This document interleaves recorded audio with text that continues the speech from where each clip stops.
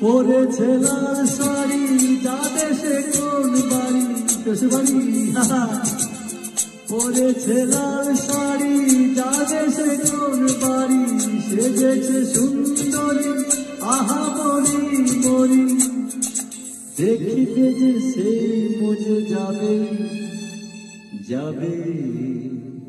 কি দারুণ দেখতে দুটো টানা টানা যেন শুধু কাছে বলে আসতে কি দারুণ দেখতে ওরে বাবা এই যে রেগে চর করে আসছে বাহ